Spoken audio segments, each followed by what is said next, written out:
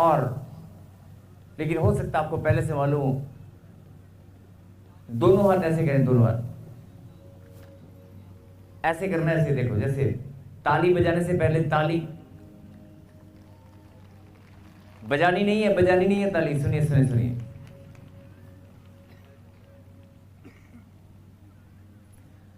हाथ ऐसे करना। और मैंने पहले कहा था, सुनना भी ध्यान से, मैंने कहा था कि आपकी तालियों में सामर्थ्य है खुदा की। और मैंने कहा था कि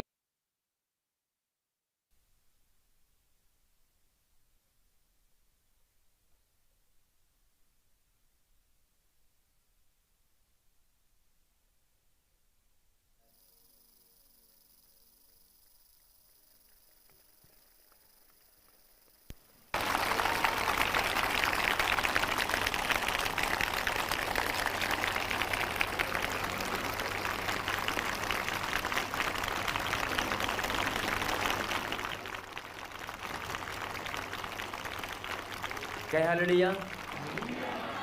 मैंने कहा, जिस शैतान ने 15-20 साल रुलाया, जिसने तंग किया, जिसने आशीषें छीनी, जिसने घर में नुकसान किया, जिसने एक्सीडेंट कराया, जिसने लड़ाई झगड़े कराए, उस शैतान को परमेश्वर ने आज बांध कर तुम्हारे हाथों के बीच में खड़ा कर दिया है। अरे सुनो सुनो सुनो सुनो, अगर शैतान जिसे तुम बहुत लंबे समय से ढूंढ रहे थे, उस शैतान को, बहुत सारी बहनें, तू मिल तो सही तेरी मन, जिस शैतान को बड़े लंबे समय से ढूंढ रहे थे, परमेश्वर ने आज आपके हाथों के बीच में वो बांध कर बैठा खड़ा कर दिया है। तो आप क्या करेंगे? क्या करेंगे? शैतान की पिटाई करनी है कि नहीं? अरे करनी है कि नहीं? अरे मौका बार बार नहीं मिलता, ठोक दो, ठोक दो, ठोक दो शैतान को। आज शैतान को ठोकने पर भी आज प्रभु की महिमा हो रही है तालियों के साथ। थक गए हैं? यस, थक गए हैं। अरे 15 साल रुलाया, 5 मिनट नहीं ठोक सकते? अरे 3 साल आंसू बहाए, 3 साल हैं? उस शैतान की 5 मिनट पिटाई नहीं कर सकते? अरे वही शैतान है जिसने रुलाया तुझे, टॉप पकड़ के लगा। बहुत लंबे समय से बोल, शैतान तेरी ऐसी की तैसी, तेरी ऐसी की तैसी। अरे मौका मिला ठोकना। कैमरामैन दिखा, जो लोग ठोक रहे हैं आज ताली बजा बजा कर शैतान को, प्रभु की महिमा कर करके आज कि निकल मेरे घर से बाहर, निकल मेरे जीवन से बाहर, चल। यहां पे शैतान नहीं है। आज शैतान की पिटाई करते जाओगे, शैतान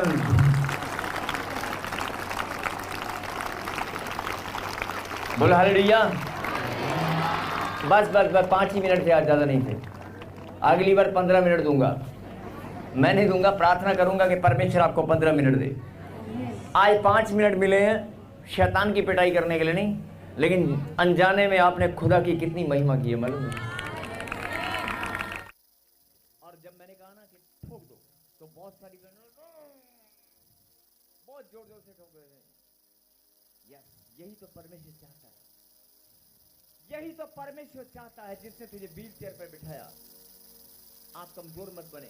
जिसने तेरा सब कुछ छीन लिया, जिसने तेरे हालात उल्टे सीधे कर दिए, आप घबराएं मत, कमजोर मत बने। आप परमेश्वर की बात को सुने और समझें। यही तो परमेश्वर चाहता है कि आप मजबूत बने। क्या आमीन? आमीन। कितने लोग आनंदित हैं? यस। परमेश्वर आपको बहुत आशीष दे। क्या आमीन? आमीन।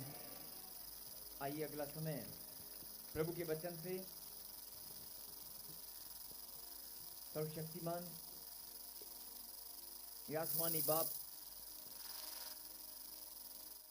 स्वर्ग और पृथ्वी के मालिक, सृष्टि की रचना करने वाले परमेश्वर, हम सबको अपनी हथेली पर संभाल के रखने वाले परमेश्वर, हम पर दया करने वाले परमेश्वर, आज हम फिर से प्रभु जी आपकी महिमा के लिए यहाँ पर इकट्ठा हुए हैं। आपके वचन में आपने वायदा किया कि जहाँ 2 या 3 मेरे नाम से इकट्ठा होंगे, मेरी प्रेजेंस वहाँ पर होगी। हम सब जानते हैं पवित्र आत्मा आपकी हजूरी हमारे बीच में है और हम धन्यवाद करते हैं। जब धन्यवाद करना है तो तालियों के साथ किया करो।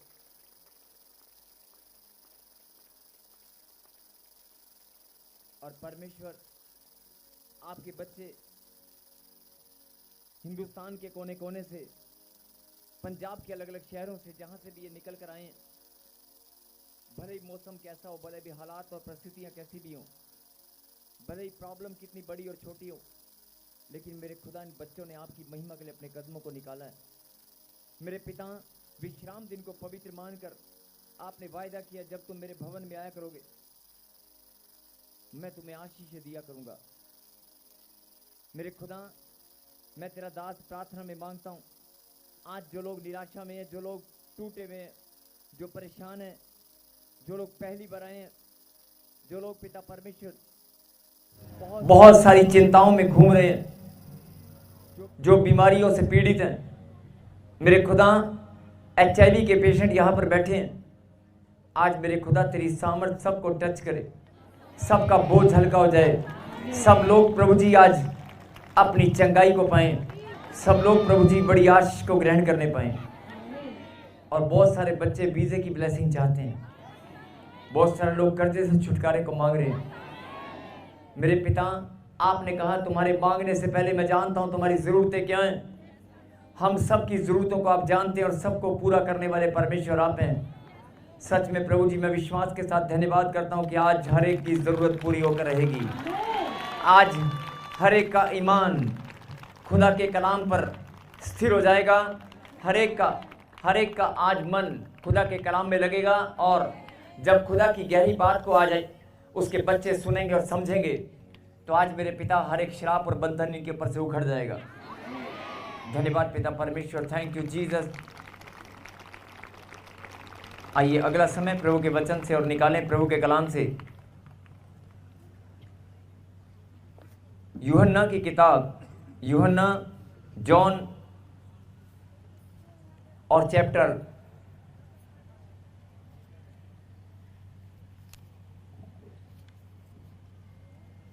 5वां अध्याय, यूहन्ना की किताब और 5वां अध्याय। लेकिन वचन में आगे चलने से पहले हाथ उठाकर गवाही दें कि परमेश्वर मैं तैयार हूं, आपकी गहरी बात को सुनने के लिए, समझने के लिए मैं तैयार हूं। मैं प्रार्थना में मांगता हूं मेरा ध्यान भटकने न पाए। मैं अपने शरीर की सारी इंद्रियों को, अपने सोचने समझने को, अपने विचारों को मैं आपके हवाले करता हूं। पवित्र आत्मा, आपका कब्जा मेरे ऊपर हो। मैं तैयार हूं आपके वचन को सुनने के लिए। क्या आमीन?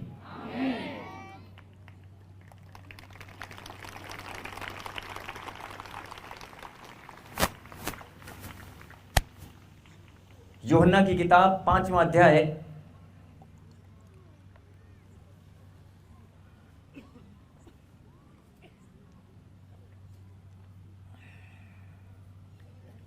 और वचन में जाने से पहले, वचन को पढ़ने से पहले मैं एक भविष्यवाणी कर रहा हूं और ध्यान से सुनना। जितने लोग पीछे बैठे हैं, जितने लोग दाएं बाएं इधर उधर हैं, और जो लोग ऑनलाइन जुड़े हैं, आज जैसे ही आप वचन को सुनेंगे, जैसे ही आप वचन को सुनकर आत्मा में ग्रहण करेंगे, अगर कोई बीमारी है, प्रॉब्लम है, समस्या है, पुरानी से पुरानी, लंबे समय से जो गुप्त रोग चले आ रहे हैं, या कोई भी घर परिवार की कोई समस्या जो जाने का नाम नहीं ले रही है, और खास तौर पे उन बहनों को, उन भाइयों को जो जादू टोने से पीड़ित हैं, जादू टोना या कोई दुष्ट आत्मा जिसने आपके शरीर पर कब्जा किया हुआ है, जो छोड़ने का नाम नहीं ले रही है, आज जैसी वचन को आप सुनेंगे,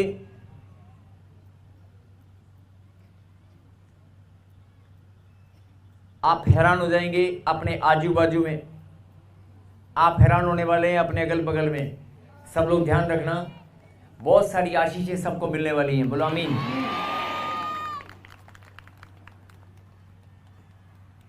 ट्वेंटी 28 पढ़ेंगे, 5 का 28, 28।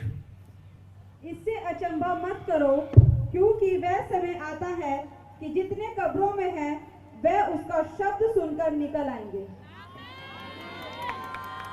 हालेलुया। इससे अचंभा मत करो। ये वॉलंटियर जो इधर उधर घूम रहे हैं, वचन के समय आप प्लीज बैठ जाएं। जितने भी वॉलंटियर हैं, बहुत सारे वॉलंटियर पीछे भी घूम रहे हैं, वचन के समय प्लीज आप जो भी ड्यूटी आपकी, आप थोड़ा ब्रेक लें प्लीज।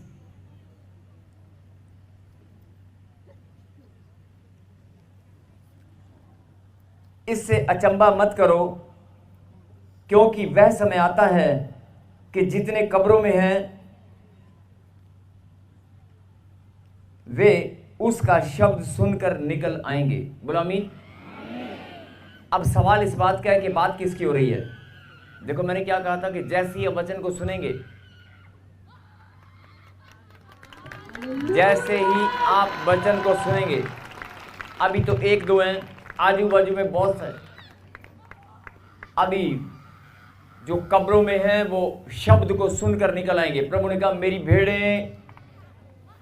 भेड़ें मेरा शब्द सुनती हैं। और जो खुदावन की भेड़ है जो यहां पर बैठी है, आज वो उसके शब्द को सुनेगी और वो निकल कर आएगी। अगर वो दुष्ट आत्मा से पीड़ित हैं, अगर बीमारी में हैं, वॉलंटियर इसको आगे भेज दो। अगर कोई आगे आ रहा तो यहां तक, वहां तक आगे आने देना बेटे।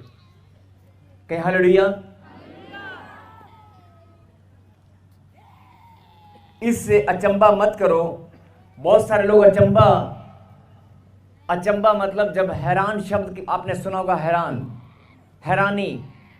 अगर कोई ठंडा पानी की अगर बात करें, चिल्ड वाटर, ध्यान से सुनना। कैमरामैन दिखाओ इसको स्क्रीन के ऊपर, जूम करके दिखा।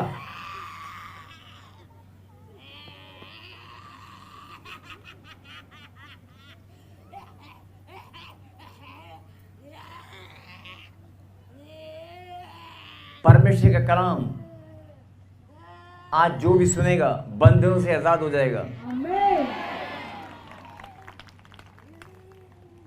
इसके सब सुने, कहीं हालेलुया। हट दो बेटे, कहीं हालेलुया। इससे अचंभा मत करो। अचंभा बहुत सारे लोगों को शायद समझ नहीं आया होगा। अचंभा मैं बताना चाहता हूं कि अगर आपने हैरानी को सुना होगा, अगर ठंडा पानी, चिल्ड वाटर आपने सुना होगा, तो चिल्ड वाटर से भी अगर कोई चीज ठंडा एग्जाम्पल देना हो तो आप बर्फ का एग्जाम्पल देंगे नहीं। अगर ठंडा पानी से भी कोई चीज ज्यादा ठंडी अगर बतानी हो तो हम किसका एग्जाम्पल देंगे? बर्फ का।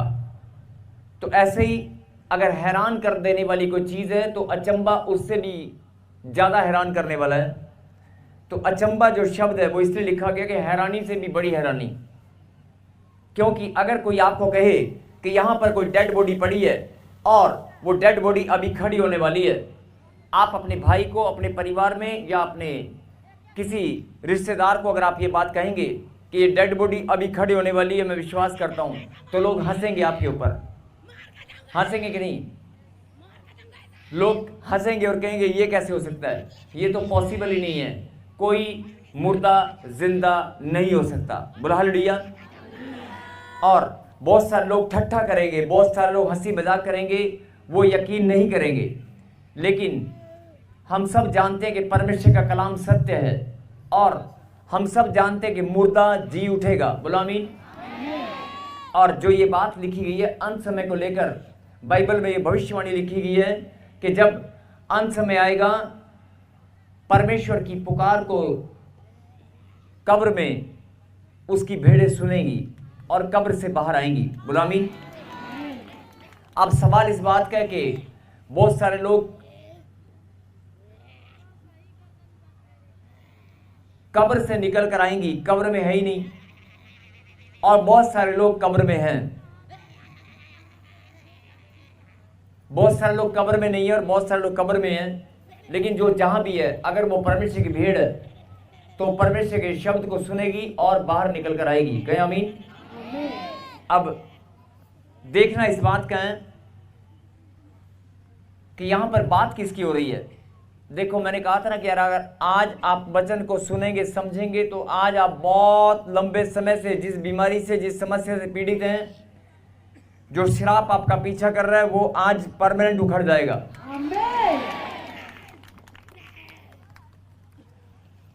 इससे अचंभा मत करो, क्योंकि वह समय आता है कि जितने कब्रों में हैं वे उसका शब्द सुनकर निकल आएंगे। बुलामी। और लिखा 29 भी पढ़ेंगे आगे। जिन्होंने भलाई की है वे जीवन के पुनरुत्थान के लिए जी उठेंगे, और जिन्होंने बुराई की है वे दंड के पुनरुत्थान के लिए जी उठेंगे।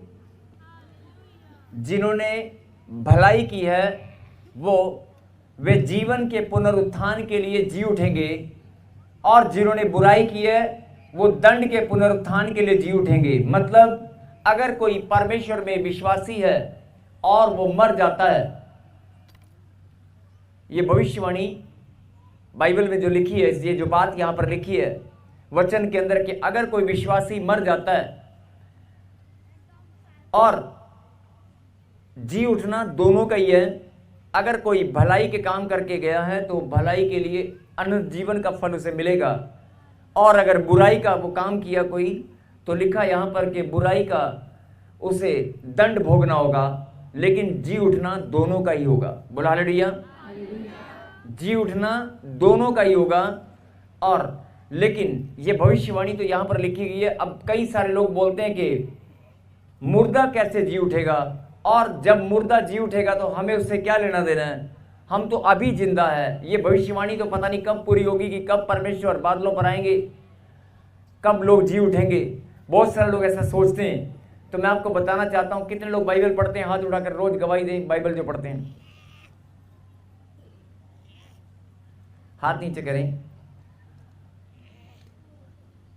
अगर आप इस वचन को पढ़ने के बाद बहुत बार पहले भी आपने वचन पढ़ा होगा, तो आपके मन में शंका जरूर आई होगी, सवाल जरूर, शंका नहीं हुआ होगा तो सवाल हुआ होगा। कोई सवाल आपके हृदय में आया होगा कि मुर्दा कैसे जी उठेगा, और हम तो अपने जीवन से ज़्यादा कुछ नहीं जानते, और जो मरने के बाद किसने देखा है, मरने के बाद किसने देखा है, और हम भी अगर मर जाएंगे तो हम कैसे जिएंगे, हम कैसे उठेंगे। ऐसे बहुत सारे लोगों ने अपने मन में सवाल किए होंगे कि मैं कैसे, मुझे तो कुछ भी मालूम नहीं है, और ये जी उठना, नहीं नहीं नहीं नहीं, मुर्दे कैसे जी उठ सकते हैं, ऐसे सवाल आपके मन में आया होगा। लेकिन मैं उन्हें बताना चाहता हूं कि अगर बाइबल के अंदर बहुत सारी भविष्यवाणियां जितनी भी लिखी गई वो पूरी हो चुकी हैं।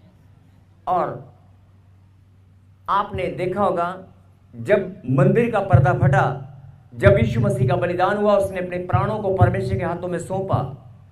आप बाइबल में पढ़ेंगे जहां पर लिखा है कि परमेश्वर ने अपने प्राणों को परमेश्वर के हाथों में सौंप दिया। मंदिर का पर्दा फटा, बड़े जोर से भूकंप आया, और क्या लिखा मालूम है, मुर्दे कब्रों में से निकलकर बाहर आ गए।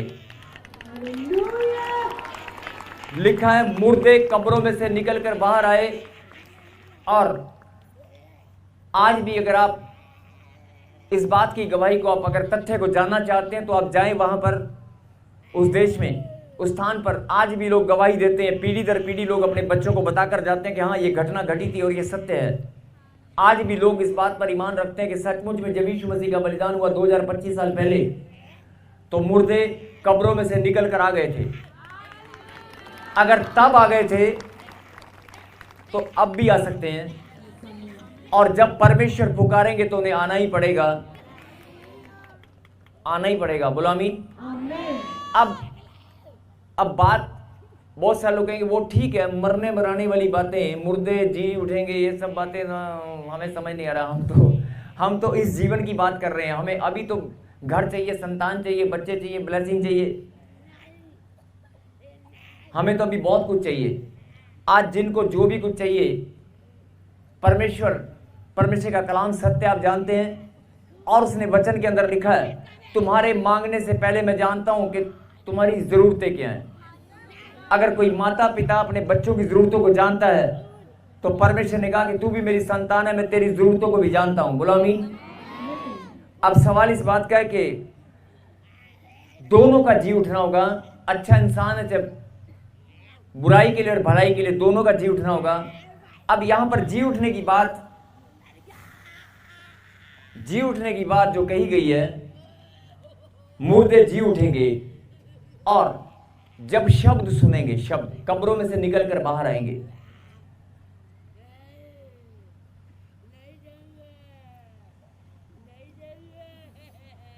मत जाना, लेकिन थोड़ी देर के लिए चुप हो जा, प्रभु के वचन में बोलना नहीं, शांत हो जा।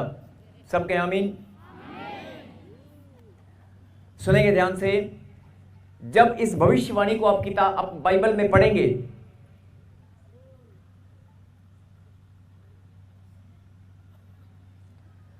जब भविष्यवाणी की किताब में आप इस वचन को पढ़ेंगे, ध्यान से सुनना मेरी बात को, घर जाकर भी आप पढ़ सकते हैं या पहले भी आपने पढ़ा होगा और अभी भी आप पढ़ रहे हैं।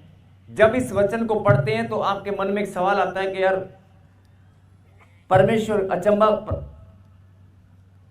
अचंबा, हैरानी, मुर्दे कब्रों में से निकलेंगे और परमेश्वर का शब्द सुनकर कब्रों में से निकल कर आएंगे, मुर्दे निकल कर आएंगे और परमेश्वर का शब्द सुनकर, तो आपके मन में अपने आप ही यार जीवन के बाद मृत्यु और मृत्यु के बाद हम कैसे देख पाएंगे। और ये बात यहां पर लिखी है तो हमें क्यों सुनाई जा रही है, ये प्रचार हमारे लिए क्यों हो रहा है।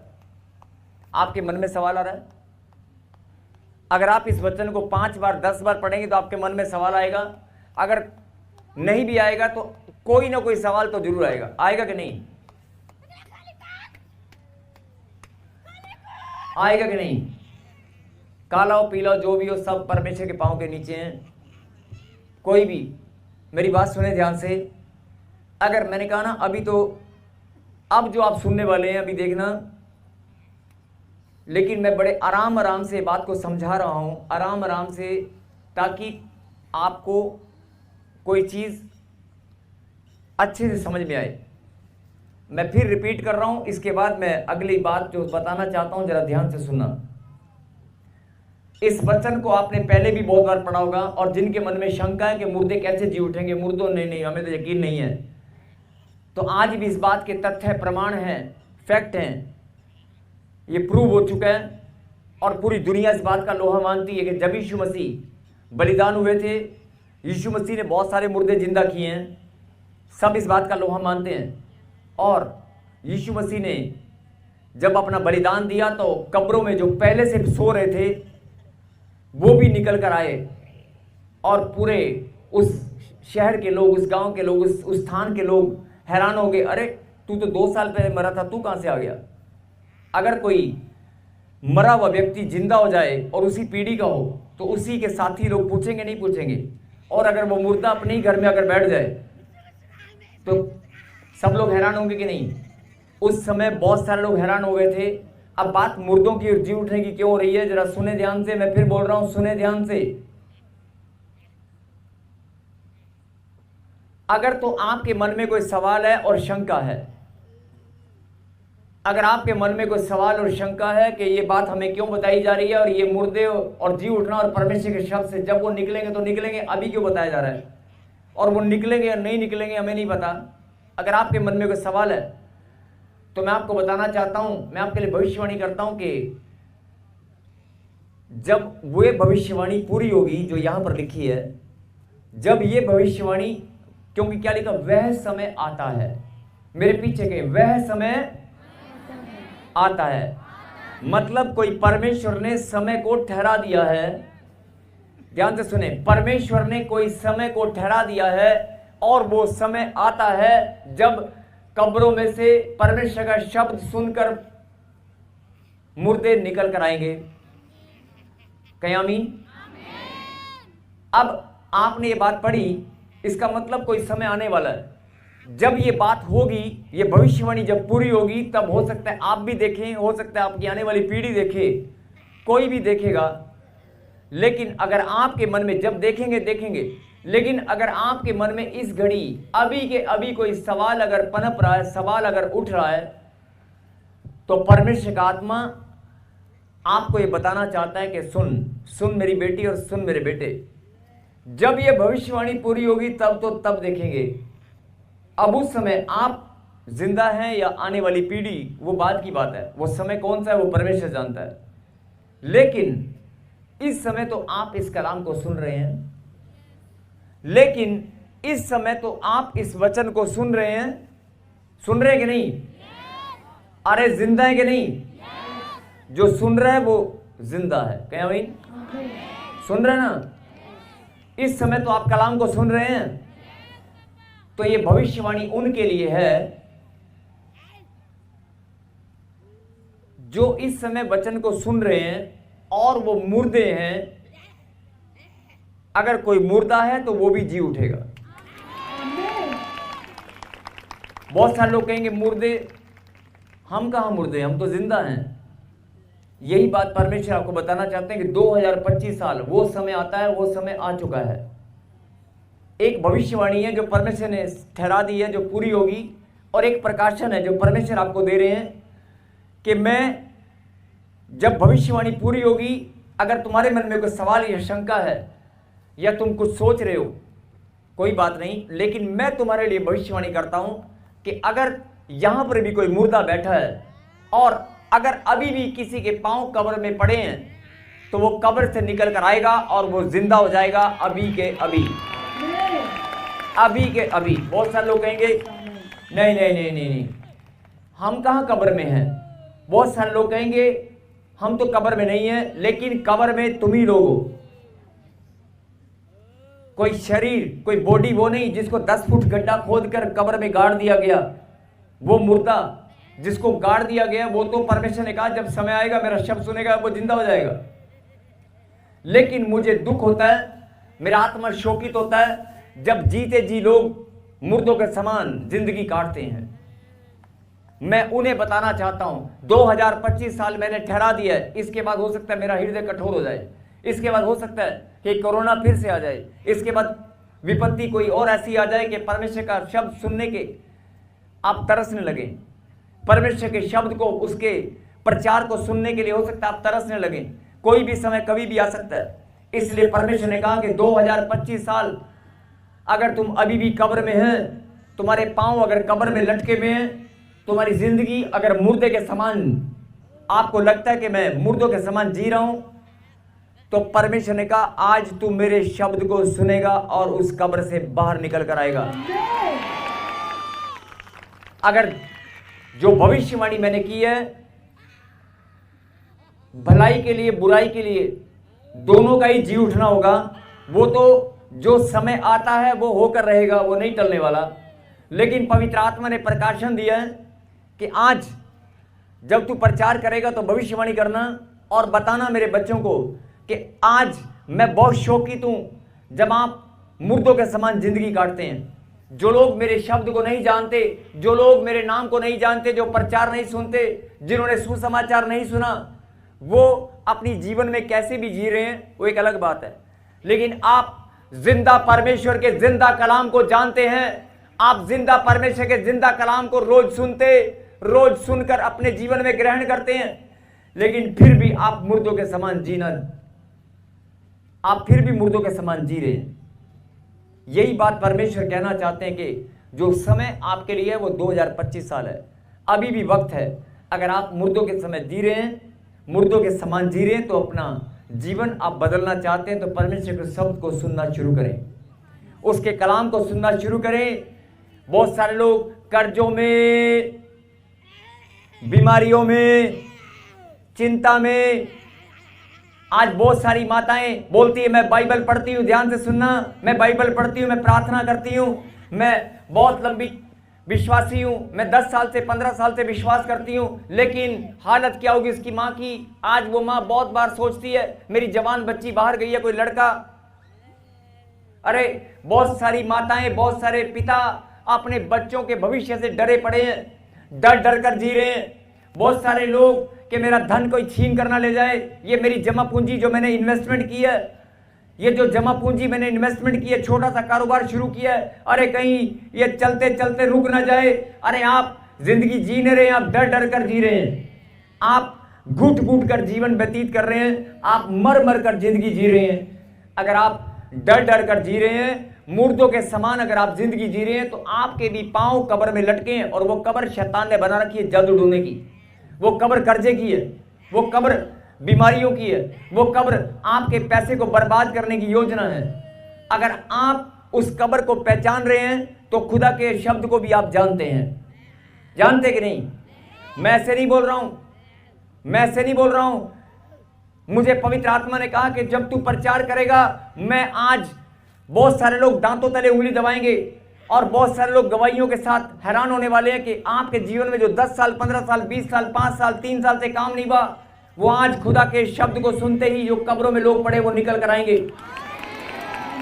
कब्र में पड़ने का मतलब है, कब्र में पड़ने का मतलब सुन ले पहले। अगर आप इस वचन की बात करेंगे तो ये वचन जो समय आने वाला है, परमेश्वर ने जो समय ठहराया वो पूरा होकर रहेगा। लेकिन आज परमेश्वर ने इस वचन के द्वारा आपकी ब्लेसिंग का रास्ता खोल दिया है। परमेश्वर ने कहा आज इस वचन की गहरी बात को जो लोग सुनेंगे, समझेंगे, इस प्रकाशन को जो लोग अपने जीवन में ग्रहण करेंगे कि मैं अपने शब्द से हर एक मुर्दे को जिलाना चाहता हूं, मैं जिंदा परमेश्वर हूं और मेरी भेड़ें मेरा शब्द सुनती हैं। जो आज मेरे शब्द को सुनेगी, मेरी पुकार को सुनेगी, वो जी उठेगी। अब आपके मन में एक और सवाल आया होगा, हम तो पहले ही जिंदा हैं, हम कहां मरे पड़े हैं? आप अपने जीवन में सोच विचारों को, अपनी जीवन शैली को, अपनी कार्यशैली को अब चेक करें। मुर्दों के समान आप ही जी रहे हैं। आप प्रार्थना भी करते हैं लेकिन डर डर कर जी रहे हैं, मेरा रिश्ता खराब ना हो जाए, मेरा हस्बैंड मुझे छोड़कर ना चला जाए, ये बीमारी कहीं मुझे मार ना दे, कहीं मुझे डॉक्टर ऑपरेशन के लिए ना बोल दे, कहीं कोई पैसा मेरा छीन कर ना ले जाए। और बहुत सारे माता, बहुत सारे पिता इस बात से डरते हैं, मैं फिर रिपीट कर रहा हूं, कि मेरी बेटी किसी लड़के के साथ भाग ना जाए।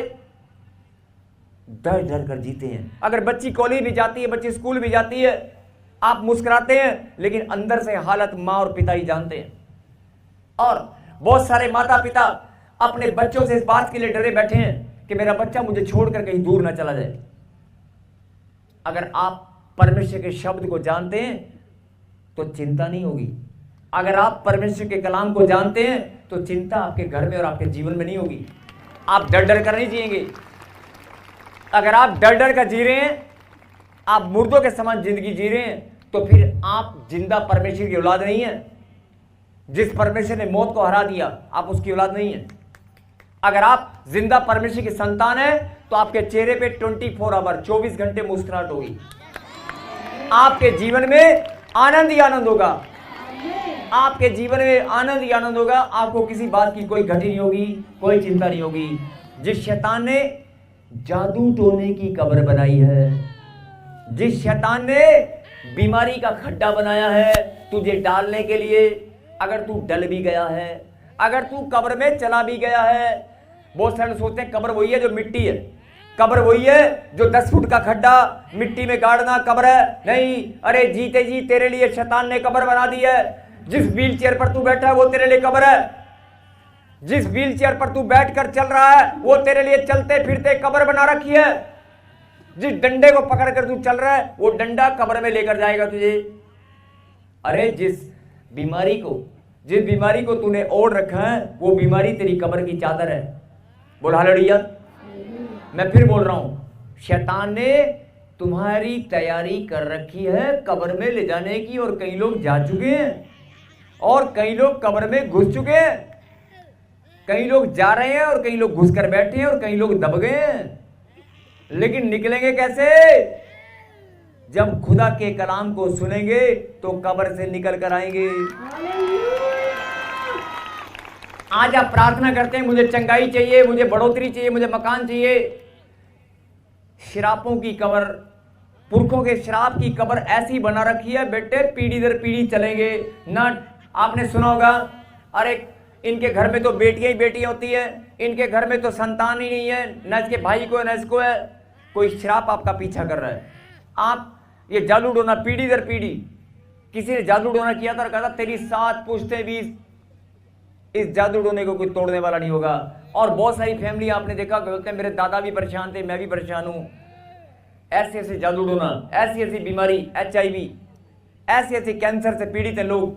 आप हिस्ट्री उठाकर देखें, आपके फैमिली हिस्ट्री के अंदर कैंसर निकल कर आएगा, फिर आगे आएगा, फिर आगे आएगा।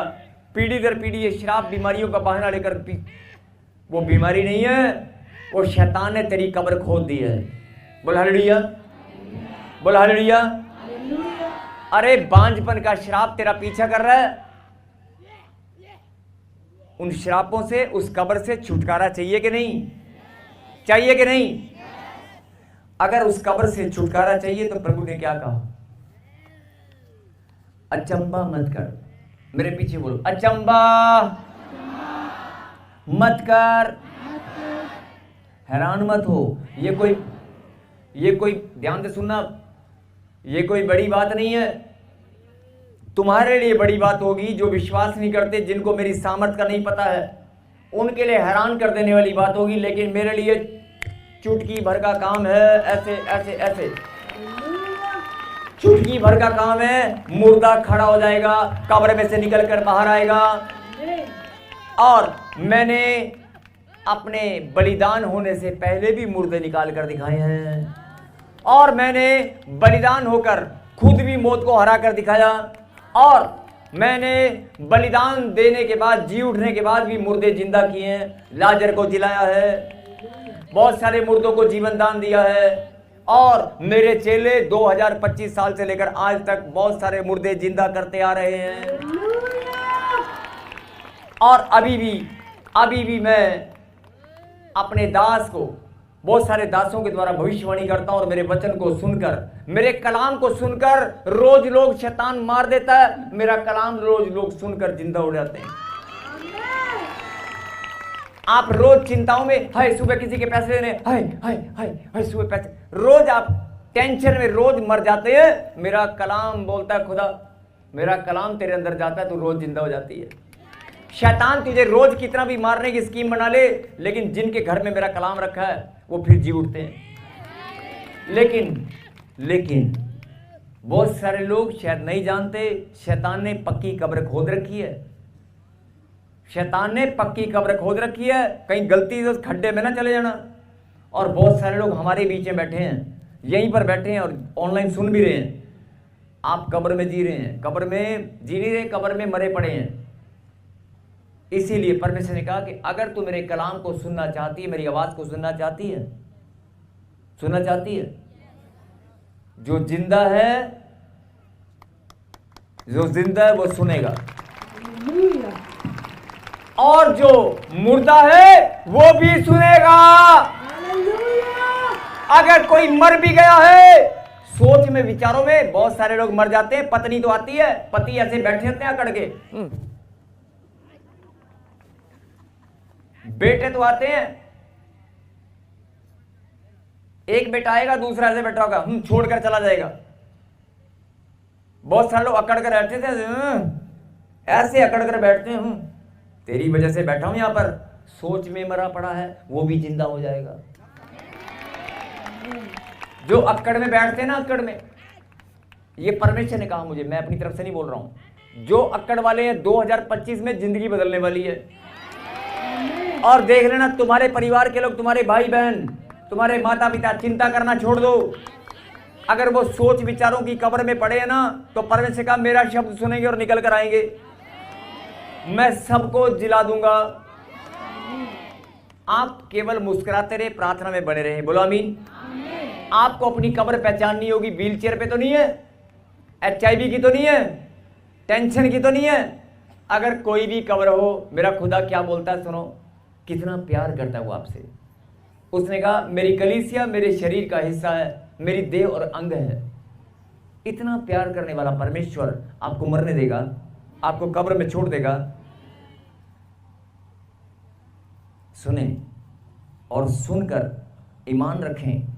जिस कब्र में पड़े हो, जहां भी पड़े हो, हिंदुस्तान के कोने कोने से, जिस शहर में, जहां भी कब्र में पड़े हो, कैसी भी कब्र में पड़े हो, बीमारी की है, जड़ उड़ोने की है, श्रापों की है, कर्जे की है, चिंता की है,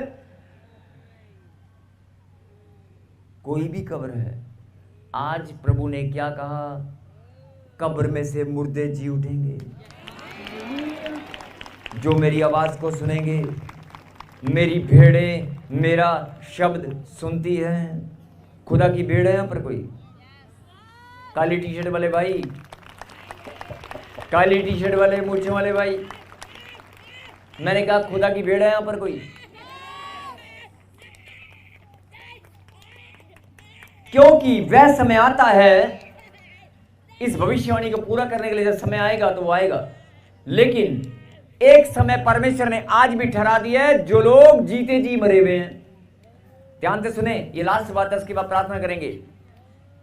जो लोग मरकर कब्र में चले गए हैं, कब्र में दफना दिए गए हैं, उनके लिए परमेश्वर ने वचन रखा है, भविष्यवाणी रखी है कि वह समय आता है वो मुर्दे कब्र में से निकल कर आएंगे। लेकिन आज परमेश्वर ने एक भविष्यवाणी और की है, जीते जी मुर्दे जो मर गए कब्र में वो तो निकलेंगे, वो तो ये भविष्यवाणी लिखी हुई है। लेकिन कहता है कुछ मुर्दे ऐसे हैं जो जीते जी यहीं पर बैठे हैं, जी भी रहे हैं लेकिन कब्र में पैर पटके में। अब आपको पहचानना है कि आप कब्र में कहीं है क्या? शैतान ने जो डुप्लीकेट कब्र बनाई है आपकी, एक नहीं, डुप्लीकेट बिल्कुल कब्र जैसी कब्र है। अगर आपको वहां पर कहीं फंसा रखा है, डाल रखा है, अगर आपके पांव या कब्र की तैयारी इसने कर रखी है आपकी, तो आपको पहचानना होगा कि नहीं, मैं परमेश्वर की बेटी हूं और मैं कब्र में नहीं, मैं परमेश्वर के घर में आई हूं। बोलो आमीन। लिखा,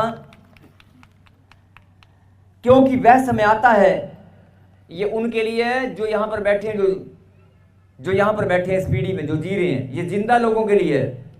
वह समय आता है, जितने कब्रों में हैं वे उसका शब्द सुनकर निकल आएंगे। लो जी, अब देखो कितने निकल कर आएंगे। अपनी आंखों को बंद करें। जिंदा परमेश्वर की जिंदा संतान, मेरा खुदा तुझे जिंदा देखना चाहता है, मेरा खुदा तुझे जीवित देखना चाहता है, मेरा खुदा तुझे अनंत जीवन देना चाहता है, मेरा खुदा तेरे जीवन को सच्ची ज्योति के प्रकाश में चमकता हुआ देखना चाहता है।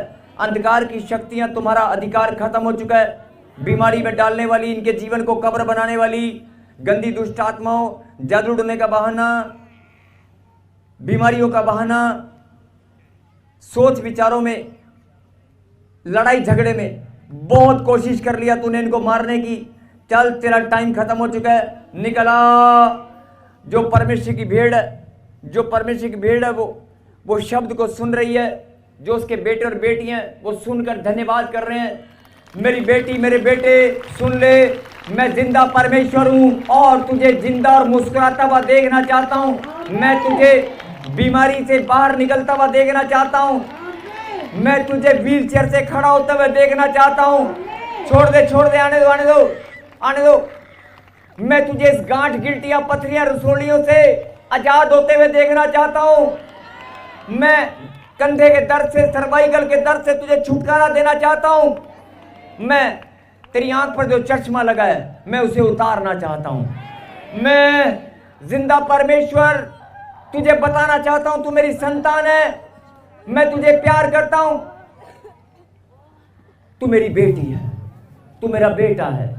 जो बेटा है वो बेटी है, वो ताली बजाकर धन्यवाद कर रहे हैं। जो बेटा और बेटी है वो ताली बजाकर धन्यवाद कर रहे हैं। और दुष्ट, तेरा अधिकार खत्म हो चुका है। मुंह खोल, चिल्ला और बाहर आ जा, जल्दी बाहर आ। बीमारियों में डालने वाली, सुसाइड कराने वाली, एक्सीडेंट कराने वाली गांठ, गिल्टियां, पथरियां, रसोलियां, मेरा खुदा कर्जे से बाहर इन बच्चों को देखना चाहता है। मेरा खुदा जिंदा परमेश्वर कर्जों से बाहर आपको देखना चाहता है। अगर कोई कर्जे में भरा पड़ा है, क्या तू जी उठना चाहता है? मेरा खुदा आपको लड़ाई झगड़े से शांति देना चाहता है। मेरा खुदा आपके जीवन में शांति देना चाहता है। मेरा परमेश्वर आपको खुशी और आनंद की भरपूरी देना चाहता है। गांठ, गिल्टियां, पथरियां, रसोलियों से छुटकारा देना चाहता है। बहरेपन, गूंगेपन से परमेश्वर आपको छुड़ाना चाहता है। आज वो लंगड़ों को दौड़ाना चाहता है। आप वो लंगड़ों को दौड़ाना चाहता है।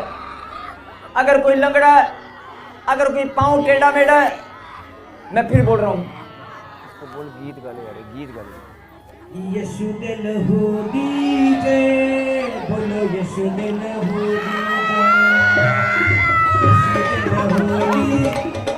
हालेलुया। मैंने कहा था ना, जो उनके पांव कब्र में है, जो मूर्तों के समान जी रहे हैं, मेरा परमेश्वर तुम्हें जीवन देना चाहता है।